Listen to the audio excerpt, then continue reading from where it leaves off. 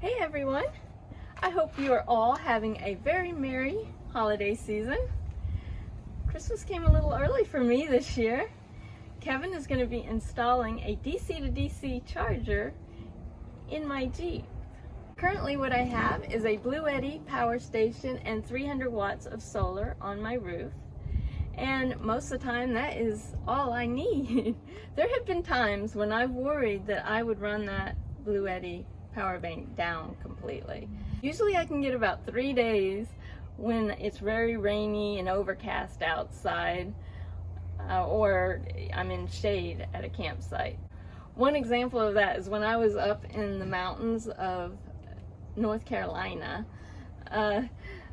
It rained for like, I think it was 3 days straight, 4 days maybe, and I was fine until about the third day.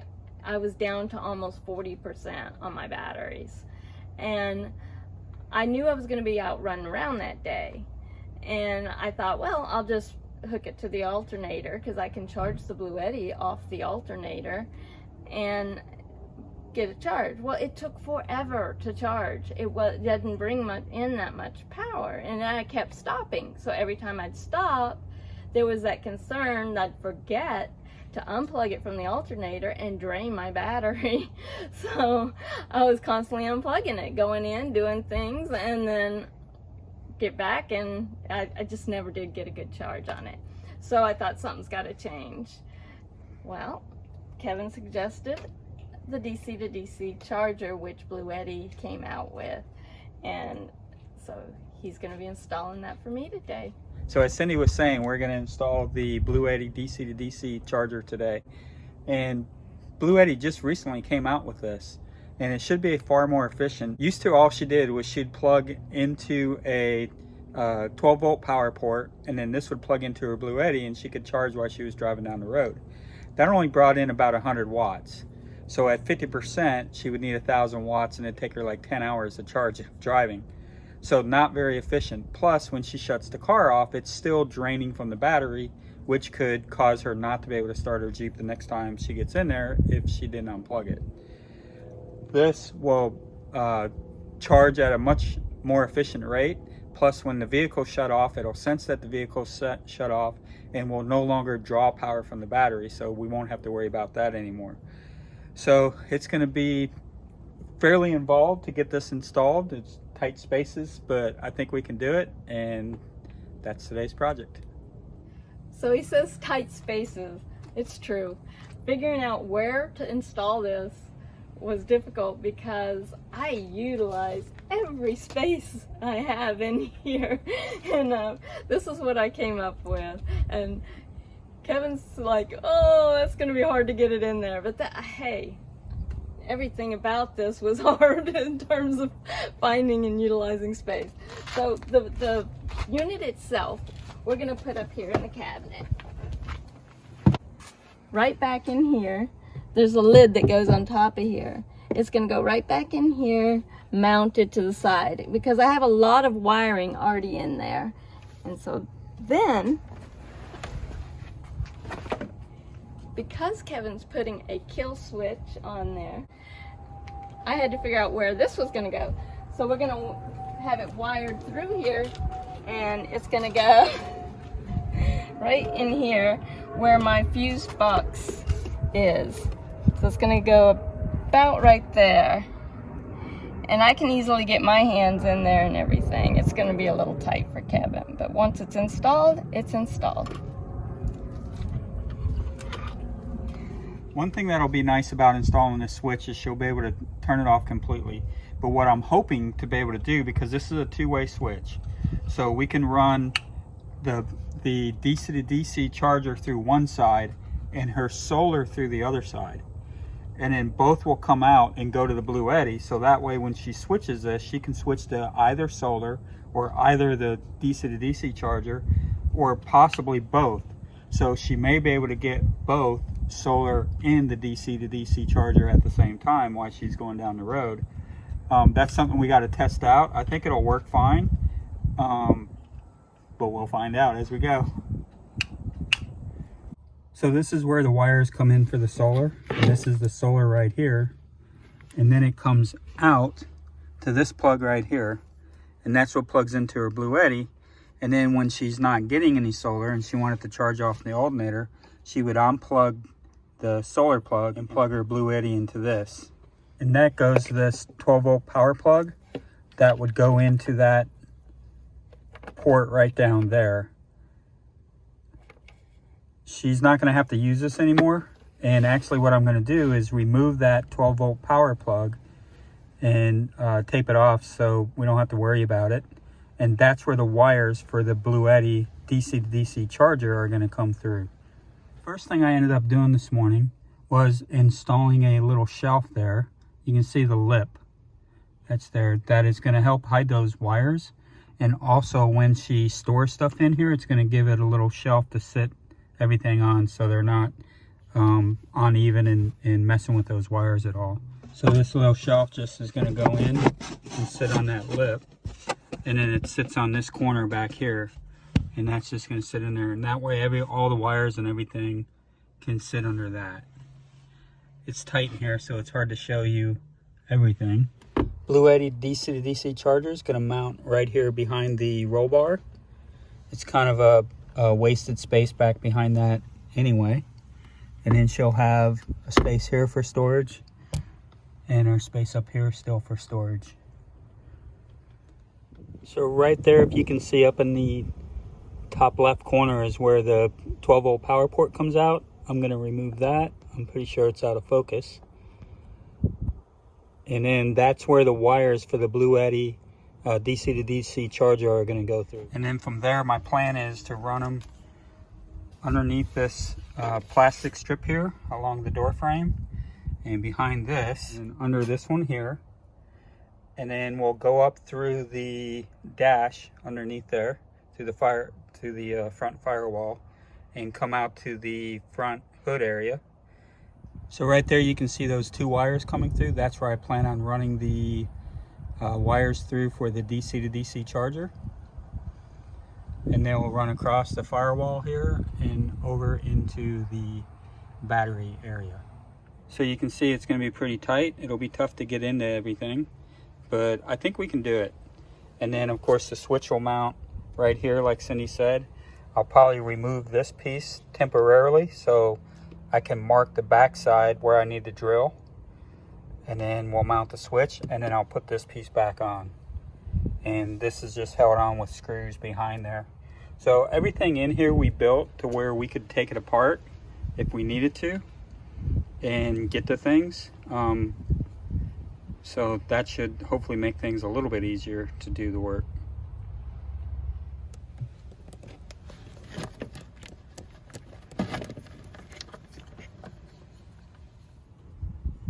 Well, it started raining a little bit, so hopefully that'll stop soon and won't hamper us too much on what we're trying to get done. But this is what plugged into the bottom of the power port. There was a fuse in there and I pulled that fuse out, so there should be no power going to this end. I'm going to tuck it back up in there and that'll take care of that. Next I'm going to remove this filler here for her 7-gallon freshwater tank and then work on getting where the switch is going to mount. So I have the switch installed where Cindy wanted it. And I'll put some nuts in the backside, that'll tighten it up. But I'm gonna leave it loose now because I want to take it back out so I can add the wires and different things that I need to add to it. So when we ordered the Bluetti DC to DC charger off the Bluetti website, we got the one that came with the input cable, which is 6-gauge wire with the terminals that go into the battery. And then it has these ends here that go into the input of the DC to DC charger. And it also has a breaker. It's 16 foot, so we're hoping that's going to be long enough. If it's not, we may have to add some, but I think it will be long enough. It's been raining off and on. It's kind of stopped now, so hopefully I'll have a chance to figure out how to get this wire through. So I thought I'd show you real quick how these connect into the Bluetti DC to DC charger. On one side they have an output, and that would go to your solar battery or your solar generator, whatever they want to call them. And then on the other side's your input. And then they put on here the negative and the positive. And then on this end of the wires, they have these hard caps on there that slide in. And then there is a little rubber cap here and some Allen key heads down in there, or screws, that when you tighten them down, it'll clamp down onto the wire. So I'm gonna install those right now. I'll probably be taking them back apart, but right now I'm just trying to get an idea of my length so I can run the wire and see if it'll reach all the way to the front at the battery where it needs to go. So that's how those go in there, and they're pretty snug. And like I said, I'm just doing this temporarily so I can check my length and see if I'm going to have enough wire to go to the front. So that's where we're going to mount the Bluetti. Right now I have 2 screws on the bottom that it slides into, and then when I'm ready I'll put 2 screws on the top here to hold it in place. And then there's the wires coming out, and then I believe they're going to have to go down. I might have to cut a little notch in the shelf right there, and then that breaker will sit underneath the shelf, and then the wires will go through that hole where the 12-volt plug was. So I did decide to go ahead and put 1 screw in the top. It's not all the way tightened down right now, but that'll kind of keep this in place so it doesn't keep moving around on me. And now I can kind of pull the wires and see if I'm going to have enough length. So that's kind of what it'll look like with the shelf back in there. I'll probably have to take a little bit off of that corner right there possibly, so this isn't going to pinch them. And then we'll you know, put a zip tie or something and put these up tight there so that it ain't going to look so bad and be out of the way for anything she might put inside the cabinet here. Okay, so right through here is where these wires are going to come through. I'm going to work them in behind this plastic, and they'll go up through the front underneath this plastic here and up through that area in the firewall where I mentioned where they'll go through. And then I still have quite a bit of cable left there, so I don't think length is going to be an issue. I think we're going to have more than enough to get to where we want to go. But it has started raining again, so we're going to take a break and see if it'll stop.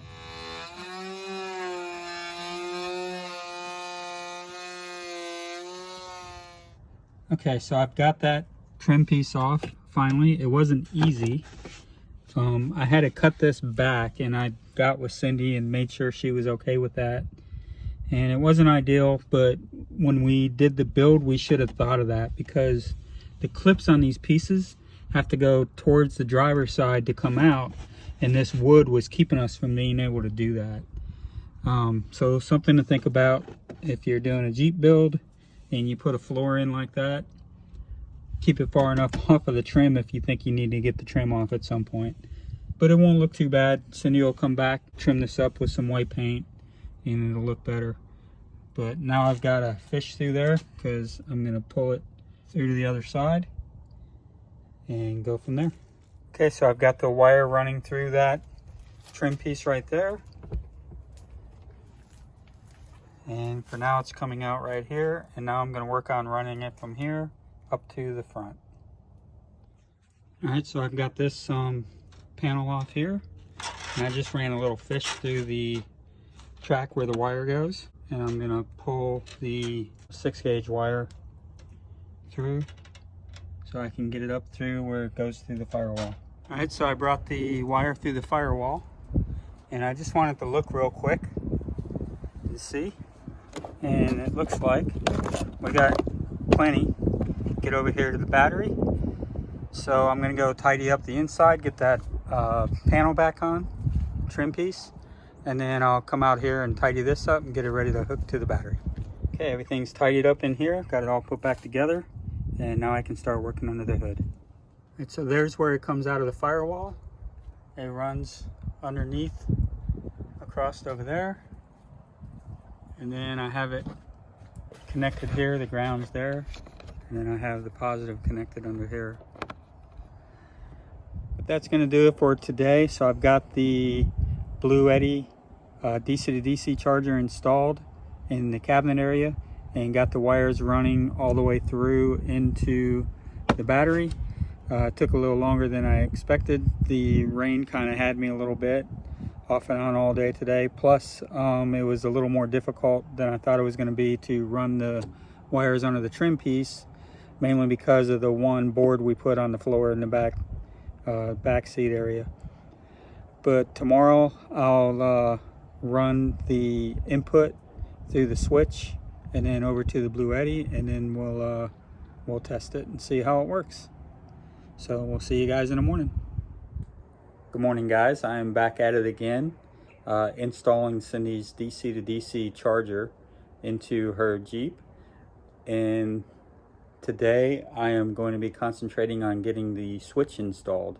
And our goal with that switch is to hopefully be able to bring in solar and also charge from the alternator at the same time. That's what we're hoping to accomplish with putting in that switch, which I think is going to be pretty beneficial to anybody that has a van or an overlander or anything where they have solar on the roof and they want to be able to charge from the alternator as well as bring in the solar when they have the opportunity for the sun. So that's what I'm going to get started on, and I'll kind of show you what I do as we go. So this is the switch that I plan on installing, and I'm going to use 10 gauge wire to run from the output of the DC to DC charger, and I'm going to run that into side 2 of the switch. And then the solar that's on her roof, I'm going to use the same 10 gauge solar wire and run that to side 1 of the switch. And then out of the switch, I'm going to use this plug right here,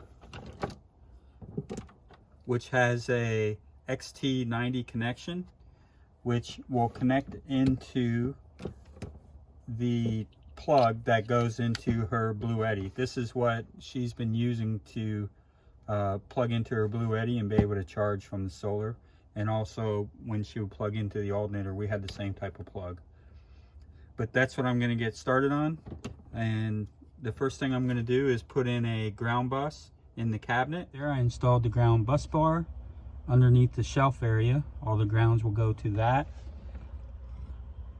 I also stripped off the ends of the positive and negative, which will go into the DC to DC charger output side. And then I'll work on the lengths that I need to run it to the switch and also to the ground. Okay, so I've got the wires going into the output side of the DC to DC charger. I'm going to put this back in place. Okay, so I have the DC to DC charger installed. Those are the output wires. It goes down to the ground right there. The other one goes through the hole where the 12-volt power port used to be. And that'll go into the switch. Now I'm going to work on getting the MC4 connectors set up. So one of them will go to the ground bus bar right there, and the other one will go down through the hole into the switch. So I made up the MC4 connectors that are going to go into the connectors that come from the solar on the roof. And then I'll work out the length I need for the ground and the one that's going to go into the switch, which is the positive. I have all the grounds hooked up, and I have all the positives going out to the area where the switch is going to go. So the shelf is back in, and then I have this cable coming out here that the Bluetti will connect to, but now I need to go hook the switch up and install the switch. So the switch is going to go just inside there, and then I put a label on each one of these. This one's the solar, that'll go to number 1 on the switch. This one's the DC to DC, that'll go to number 2 on the switch. And then this one will be the power out, going to the T90 connector that I showed you inside.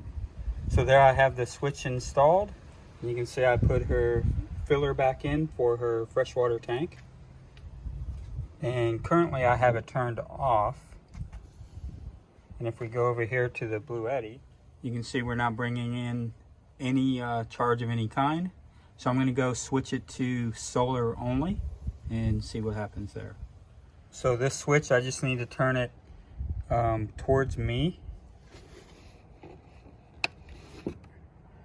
And you can see the little groove there on the switch itself is pointing towards the driver's side. That's for solar only. And let's see if we're bringing any solar in. So there we got about 29-30 watts of solar. The sun just went behind a cloud, so that's what's going on there. So I just turned the switch over to the DC to DC charger, and let's go look at the Bluetti and see what it's doing. So you can see it's not bringing in anything to charge it, and it's because the vehicle is not running right now. But let me go start the vehicle and then see what it does. Okay, so I started her Jeep, and you can see that it just connected. This is in the app for the Bluetti, and it's showing 300 and what's it going to go to? About 400 watts. And on the Bluetti, we're bringing in about 400 watts, 352. So it's bouncing a little bit, but it looks like we're going to be consistent around 390 to 400 watts, which is pretty good. That's way more efficient than when she had it plugged into the 12 volt power port.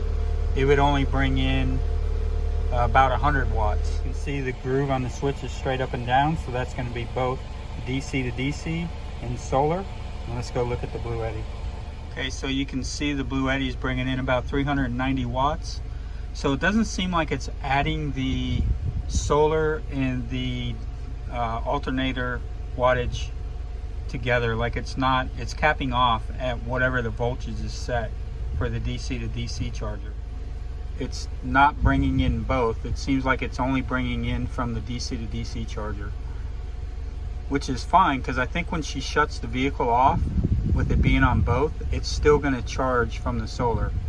So I'm going to go ahead and turn the vehicle off and see what that does. Okay, so I shut the vehicle off, and it's still bringing in 175 watts from solar. So being on both will still have a benefit, because when she's driving, she'll get the roughly 400 watts of charge, and when she shuts the vehicle off, she'll still get the charge from the solar.